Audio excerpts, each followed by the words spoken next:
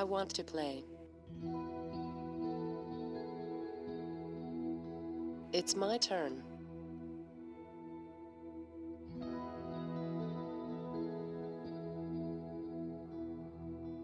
Jag heter Sebastian Jensen snarare 11. Gammal jag bara I veckan har rättslärights. Jag heller har mitt favoritliga och AIT. Jag heller I wadridamen framför min dagar. Därför får jag på internet. Sen hund. Människ kan vara vikvinna kan inte försvara. Sebastian föddes med dyskinetisk CP. Det är en förlossningsskada. Och vi har levt med det här hela hans liv. Det är väldigt svårt att kunna göra allting med Sebastian som man skulle vilja göra. Som mycket kommer vi inte in på. Det fungerar så bra att kommunicera en familjen med.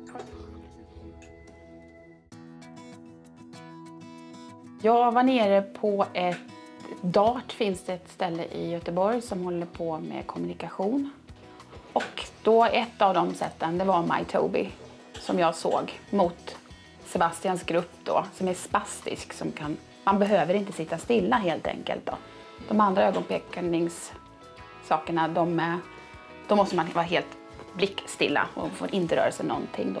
Och det var där jag hittade den i Göteborg då, första gången. Essentially what we have is a type of sensor, an eye tracking sensor, that uses technology similar to a camera to look at your eyes. And I mean, I can tell where you are looking by looking at your eyes, and so can a computer if it's intelligent enough. The second part is you have to actually have a command, some sort of action, initiate a click or something.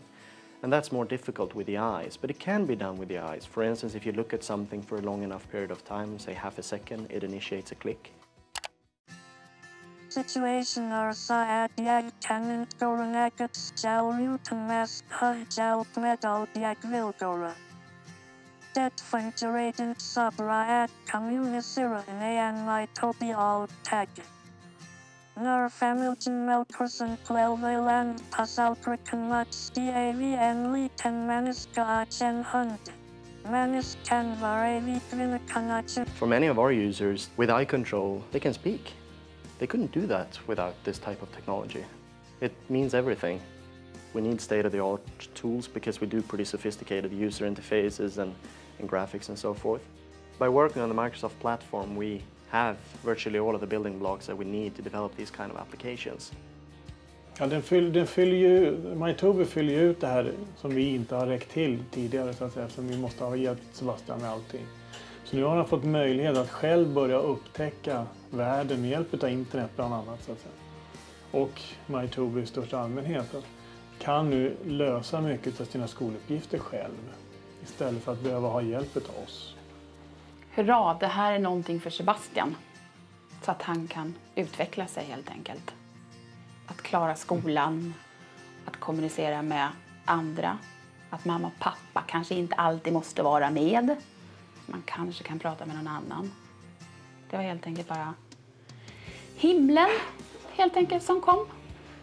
Min situation är så att jag kan inte gå något ställe utan mest ha hjälp med allt jag vill göra. Det är mest vara saker kan ställa. Det fungerar inte så bra att kommunicera en MyToby alltid. Han kan även bli en lillebror till stora syster, att tjata på henne och säga kommandon till oss. Jag är törstig, jag vill vila. Ja, nu har ju Sebastian och jag fått en möjlighet att prata. Vi kan alltså titta på, kan själv komma med förslag på vilka sidor vi ska gå och titta på. This is what technology is about. It is about empowerment. And this is just a very clear example of this.